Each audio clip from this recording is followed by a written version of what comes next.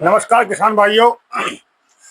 मैं योगेंद्र मालवार अपने YouTube channel चलो फसलों की ओर व फेसबुक पेज चलो फसलों की ओर पर आपका हार्दिक स्वागत करता हूँ।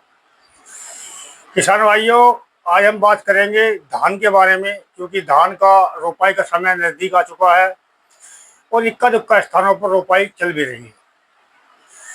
रोपाई धान की पनीरी की कितने दिन में करनी चाहिए, क्या क्या उसके अंदर डालना चाहिए, किस समय कौन सा प्रोडक्ट डालना चाहिए ताकि हमारी पैदावार अच्छी हो सके, उसी विषय में जितना कुछ हम जानते हैं आप लोगों तक पहुंचाने का कष्ट कर रहे हैं। उम्मीद है कि आपको वीडियो अच्छी लगेगी। चलिए किसान भाइयों, सर्वप्रथम बात करते हैं हम धान की रोपाई की। किसान भाइयों, जब आपकी पनीरी 18 से 21 दिन की हो तो उस समय उसको अपने खेत में रोपाई करें। इतने दिन की पनीरी की रोपाई करने पर आपको जो है फसल में ब्यात और पैदावार दोनों अच्छी मिलेंगी। सर्वप्रथम जब आप खेत की तैयारी करते हैं और उसमें पानी भर देते हैं रोपाई के लिए, तो जो पाटा चलाते हैं यानी गबोल उठाने के लिए जो मेड़ा मारते हैं, आजकल तो ट्रैक्टर वाला लगता है, जब उसको आप मार लेते हैं खेत के अंदर, तो ट्रांसप्लांट से पहले और पाटे से बाद में प्रति एकड़ एक बैग DAP का, जो कि 50 kg का होता है, को डालें। उसके बाद रोपाई करें। अब बात आती है दूसरी समस्या, खरपतवार की। रोपाई के तुरंत बाद यानी रोपाई से 72 घंटे तक आप जो है उसमें पर्टिलाक्लोर प्रति एकड़ 600 ml को पानी में छिड़काव करें। उससे खरपतवार 70 से 80% नहीं जम पाएगा। फिर दूसरी बात आती है किसान भाइयों, जब आपका धान जड़ें पकड़ ले, यानी जब लगभग 15 से 20 दिन का धान हो, तो उस समय आप अपने धान में प्रति एकड़ एक बैग 45 kg का यूरिया का, वह यूरिया के साथ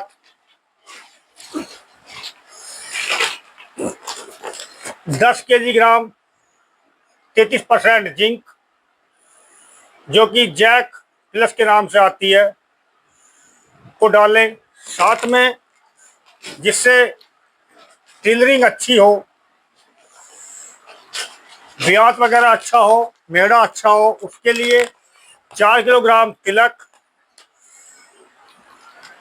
250 ml हैरीफोन को बालू रेत में मिलाएं और तब यूरिया मिलाएं। और इसके बाद 1 किलोग्राम होमी जेल को भी यूरिया के साथ कोटिंग कर 15 से 20 दिन की जब आपकी धान हो जाए उस समय आप फसल में डाल लें। इसके बाद भी यदि किसान भाइयों आपको अपने धान में खरपतवार की कोई संभावना दिखाई दे रही है कि खरपतवार जम रहे हैं, तो उसी समय आप खेत में पानी सुखाकर 20 बैग गोल्ड के नाम से जो दवाई आती है 100 ml प्रति एकड़ का स्प्रे करें और स्प्रे करने के 2 दिन बाद सिंचाई करें। जो भी खरपतवार होगा उसको यह सबको नष्ट कर देगा और आपके धान पर किसी प्रकार का कोई प्रभाव नहीं पड़ेगा।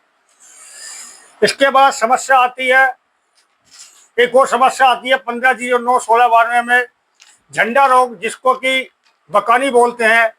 उसके लिए हैरी TPM 500 ग्राम प्रति एकड़ यूरिया या बालू रेत में मिलाकर आप अपनी फसल में डालें। इससे झंडा रोग, जिसको कि बकानी बोलते हैं, वो नहीं आएगा। अब बात आती है कि कीड़े की। प्राथमिक स्टेज में जो कीड़ा आता है, कीट आते हैं, उनके लिए सबसे बेस्ट जो प्रोडक्ट है किसान भाइयों, वो आता है कार्टप हाइड्रोक्लोराइड 4G। स्पार्क 4G के नाम से आप इसको, जब आपका धान 25 से 30 दिन का हो, एक बैग यूरिया के साथ 10 किलोग्राम कार्टप हाइड्रोक्लोराइड यानी स्पार्क 4G को डालकर खेत की सिंचाई करें। किसान भाइयों, यह स्टेज थी प्राथमिक। इसके बाद की स्टेज में जब धान में गर्भ अवस्था हो, उस समय 1 किलोग्राम प्रति एकड़ 05234, 500 ग्राम बोरोन व 250 ml आइसोप्रोथालिन जो कि फंगिसाइड आती है। और कीट के लिए सबसे अच्छा आता है शोध, जिसके अंदर क्लोरेंटर नीलीप्रोल होता है। और टिड्डे आदि के लिए आप उसमें जो है लैम्डा 4.9% का स्प्रे करें। और एंटीबायोटिक के रूप में आप स्ट्रेप्टोसाइक्लिन का प्रयोग करें। उम्मीद है कि इन सब प्रोडक्टों को लगाने के बाद में आपके धान की पैदावार अच्छी होगी, चमकदार दाने होंगे, ठोस बालियां निकलेंगी और बाजार में आपका धान जो है हाथ के हाथ बिक जाएगा। किसान भाइयों, यदि किसान की फसल अच्छी होगी तो देश समग्र होगा, किसान खुशहाल रहेगा। और अच्छी फसल होगी तो खुशहाली का प्रतीक होता है। उम्मीद है कि आपको वीडियो अच्छी लगेगी। किसान भाइयों, आपसे अनुरोध है कि हमारी वीडियो को कमेंट करके बताएं कि आपको वीडियो कैसी लगी। धन्यवाद, नमस्कार।